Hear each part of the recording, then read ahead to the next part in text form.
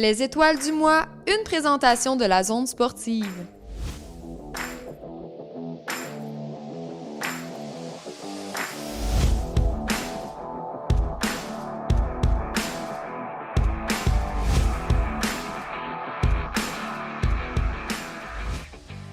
Leila Baudouin a remporté son 4e combat professionnel le 19 février dernier lors d'un gala qui se tenait au cabaret du Casino de Montréal. Invaincue depuis son entrée chez les pros, l'athlète du Témiscouata a attendu plus d'1 an pour pouvoir avoir droit à ce combat. C'est sûr que j'étais vraiment contente de gagner ce combat-là. Je m'en allais pas là pour perdre anyway. C'était un gros combat. Je savais que j'avais une grosse pointure qui m'attendait. La fille avait rien à perdre, elle avait tout à gagner. Ça a été un gros combat d'apprentissage aussi. Je suis pas la même boxeuse que v'là 2 ans. C'était vraiment long aussi à cause de la pandémie. Fait que j'étais comme très nerveuse aussi le mois précédent le combat quand même. Habituellement, je ressens pas de stress. Je suis vraiment bien. Je suis dans mes pantoufles. J'ai hâte au combat. Là, j'avais hâte. Mais j'étais quand même stressée. Je me disais, crime, me semble, ça fait longtemps. On dirait que je me souviens plus de comment consistait avant un combat. Ça faisait quand même 1 an et 3-4 mois que je m'étais pas battue. Fait que c'est ça. Mais j'étais contente. Je me souviens quand juste avant que la cloche sonne, je suis dans le coin, je suis devant elle, puis c'est comme, OK, là, c'est là que ça se passe, là. C'est vrai, là, on le vit, là, t'sais. J'imaginais qu'elle allait me porter dessus, que ça allait être tough, que ça allait être dur physiquement et tout ça. Le stress joue pour beaucoup au niveau de l'énergie. J'en ai manqué un peu dans les 2 derniers rounds, mais tu sais, pour ce qui est des gens qui étaient là-bas, on pouvait pas avoir de public, mais les gens qui pouvaient être là, il y avait des boxeurs d'AEW qui avaient le droit d'être là, les gens de la régie, des journalistes et tout ça. Les gens ont vraiment vu la différence de force de puissance, de force d'impact que j'avais vis-à-vis elle, que j'ai pas lâché jusqu'à la fin. Des fois, à la télé, c'est différent aussi de quand on le vit sur place. Pour nous, il n'y avait aucun doute qu'on gagnait ce combat-là. Moi, je le sais, j'ai déjà perdu des combats. Je le sais quand je perds. Je le savais que j'avais gagné ce combat-là. Il n'y avait aucun doute dans ma tête. Puis je suis vraiment contente. Cet automne, j'ai eu plusieurs combats d'annulés. Puis donc, cet automne, justement, j'avais le 23 septembre, j'avais un autre combat qui a encore été annulé 1 semaine à l'avance. Puis là, j'étais comme, hey, si c'est annulé, j'arrête de boxer. Je disais ça, pas à la blague, mais genre en voulant dire, je suis tellement tannée. Puis là, ben, le fait qu'il faisait absolument qu'il fallait que je continue, c'est que j'avais eu beaucoup de commanditaires pour ce combat-là. Puis les commanditaires, ils ont tous dit, ben garde les commandites, puis tu les utiliseras pour ton prochain combat. Fait que ça m'a comme forcé à continuer, si on veut, parce qu'il fallait que j'honore ces commandites-là.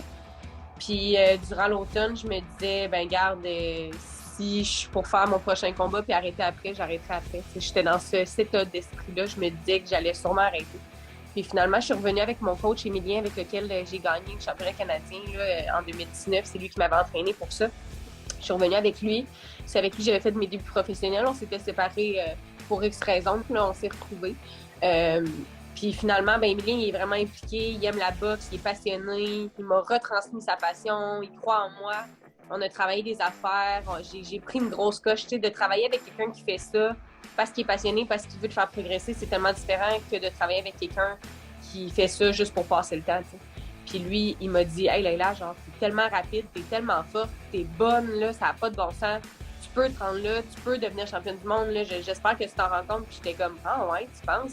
Tu sais, on n'avait pas de vidéo, vraiment, on prenait jamais de vidéo. Puis à un moment donné, je vois mes vidéos de moi qui fais du sparring, ça c'est notre combat à l'entraînement. Puis là, je regarde, puis je fais comme, OK, tu sais, je suis plus la même personne. J'avais comme pas remarqué, tu sais, que j'avais pris une coche de même de vitesse, puis de technique et tout ça. Pour le combat du 19 février, ouais, on l'a su 6 semaines avant.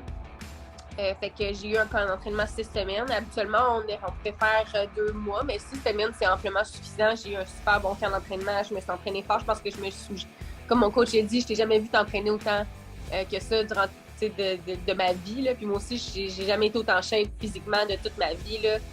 Puis même, justement, les journalistes et les gens qui suivent la boxe, quand ils m'ont vu à peser, ils ont fait « Tabarouette, Leila, est en shape, c'est quelque chose. » J'ai vraiment travaillé fort. Puis même là, actuellement, je me sens encore plus en shape. C'était vraiment un des meilleurs camps que j'ai eu jusqu'à présent. Puis là, tu sais, j'ai un autre combat de prévu le 26 mars qui s'en vient. Fait que, tu sais, j'ai pris comme 2 jours de congé. Après ça, je suis retournée à l'entraînement direct. Tu sais, Marc Ramsey, qui est celui qui s'occupe des boxeurs chez Eye of the Tiger, c'est comme une nouvelle association. Il fait vraiment en sorte qu'on se développe. Puis qu'on ait un bon cheminement au niveau de nos combats et tout ça. Fait que c'est important pour lui de me garder active. Fait que je suis vraiment contente de pouvoir me rebattre aussi rapidement. Là. Fait qu'on dirait vraiment que la machine est repartie puis j'ai le goût d'être active. À la fin du mois de janvier, à Val-d'Irène, Clara Doré-Lepage a remporté une médaille d'or dans la discipline du slalom géant et une médaille d'argent en slalom dans la catégorie U16 filles. En février, le Mont-Commis accueillait aussi un événement provincial, soit le championnat des petites régions, où l'athlète de Rivière-du-Loup a pris la 2e place en slalom géant dans sa catégorie d'âge. J'ai commencé à faire du ski, j'avais 1 an et demi, puis après ça, dès que j'ai commencé à grandir, j'ai fait partie du club en pré-compétitif. Après, dès que j'ai eu l'âge pour rentrer en compétition puis commencer à m'entraîner plus intensément, j'ai continué jusqu'à aujourd'hui. Mes parents qui m'ont initié quand j'étais plus jeune. Puis après, à force des années, avoir mes frères aussi performer dans le sport, j'ai eu le goût de continuer puis de m'améliorer là-dedans. Tous les fins de semaine, la plupart du temps l'hiver. Puis avec le Collège Notre-Dame aussi, le vendredi, on peut avoir une journée de plus pour s'entraîner au Mont-Saint-Mathieu. Sinon, des entraînements en salle la semaine, autant toute la saison, toute l'année aussi. Ça, c'est pas si pire parce qu'on manque une journée par semaine l'hiver. Puis sinon, c'est quelques cours le reste de la saison pour nos entraînements. Puis les profs nous donnent nos travaux à reprendre. Puis on reprend ça le soir en équipe, ceux-là qui les ont manqués. Ça se reprend bien. Vraiment, le slalom, ça va être des parcours plus serrés, plus techniques. Nos chevilles, il va falloir qu'ils bougent vite, tandis que le slalom géant, ça va être des virages plus longs.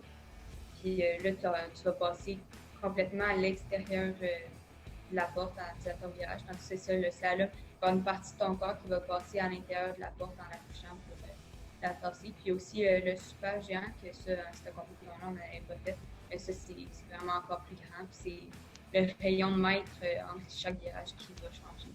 Après 2 ans sans compétition, on ne pouvait pas vraiment se situer où on était rendu dans nos positions puis comparé aux autres. Fait qu'une compétition, là, ça fait du bien puis de voir que je m'étais améliorée puis tous les efforts que j'avais faits pendant ces 2 années-là, ça m'avait récompensé aussi. Puis après ça, avec les prochaines compétitions que j'ai, ça vienne bientôt aussi, je le vois que ça vient d'été. Je continue de m'entraîner autant l'été, l'hiver, toutes les saisons pour m'améliorer. Le ski, tu peux pas vraiment te fier à des temps. Ça va être vraiment une fois puis tu as une chance pour performer. Tu peux pas. La personne peut finir 10e puis l'autre elle peut finir première. Toi-même, tu te surprends puis les autres aussi. J'avais pas vraiment d'objectif au départ. Je voulais, oui, peut-être avoir un podium en vue ou quelque chose, mais pas des grosses attentes, sachant pas comment les autres s'étaient améliorés aussi pour voir comment ça allait se passer. J'étais vraiment fière de moi. Puis, oui, après ça, quand je regarde, j'aurais pu faire mieux parce qu'une 2e place, c'est à quelques centimes de la première. La semaine prochaine, dans une semaine, je pars pour une semaine de compétition en Estrie pour le championnat provincial U16 critérium. Cette fois-là, je le prends plus comme une expérience parce que je suis première année dans ma catégorie. Fait dans les plus jeunes, je vais courser contre du monde en secondaire 4 qui ont deux têtes de plus que moi, 25 livres. C'est assez impressionnant quand même, mais je vais avoir du fun là-bas puis voir où ça peut m'amener puis me situer un peu avec les autres du Québec aussi. Il va y avoir la finale de l'Est du Québec quelques fins de semaine après, à fin mars. Sinon, je dois un recrutement pour le plaisir à Val-d'Irène aussi, une compétition où là, plusieurs personnes peuvent s'inscrire puis là, une compétition là-bas. Puis après, c'est avec les provinciaux aussi, la compétition chez la semaine prochaine, dépendamment où je me classe, il peut y avoir d'autres courses plus haut niveau aussi après. Il faut voir une année à la fois, puis voir où, quand je m'améliore, ça donne quoi. Puis c'est difficile le ski, chacun c'est des petits détails, sa technique, fait que faut voir avec le fil du temps. L'attaquant des Albatros du Collège Notre-Dame, Maxime Massé, s'est démarqué lors d'un match le 19 février dernier alors qu'il a marqué 5 buts. Il s'agit de l'une des meilleures performances individuelles d'un joueur des Albatros dans l'histoire de l'équipe. Cette saison, il est aussi le meilleur buteur des Albatros, en plus d'être le meilleur espoir de la formation en vue du prochain repêchage de la LHJMQ. C'est quand on fait les bonnes choses que les bonnes choses arrivent, puis ça a été une grosse performance d'équipe, puis on a réussi à aller chercher une victoire importante là-dessus.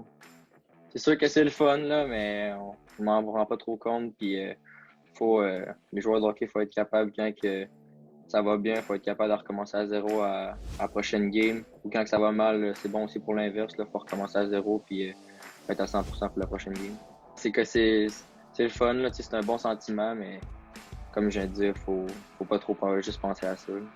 C'est sûr que du retour des fêtes jusqu'à temps qu'on joue notre première game, les pratiques étaient très intenses. On travaillait sur plusieurs choses. Fait que je pense que tout le monde était prêt pour revenir au jeu. On savait que ça allait bien aller parce que, comme je dis, les pratiques, on avait des bonnes pratiques jusqu'à du retour des fêtes, jusqu'à notre premier match. Je me mets beaucoup de pression avec le repêchage, là, mais faut essayer de pas trop y penser parce que c'est des choses qu'on contrôle pas. Mais c'est flatteur, puis non, j'ai hâte de voir ce que ça va donner. Mais c'est sûr que je viens de Rimouski, là, ça serait le fun, la place à Rimouski, mais sinon, j'ai pas de préférence. On vise, c'est sûr qu'on vise au hockey, c'est un sport d'équipe, là, on vise des objectifs d'équipe. On aimerait ça se classer le mieux possible puis arriver prêt aux séries éliminatoires. Mais sinon, moi, personnellement, j'essaie de travailler surtout sur mon coup de patin présentement pour être plus rapide puis plus agile sur mes patins.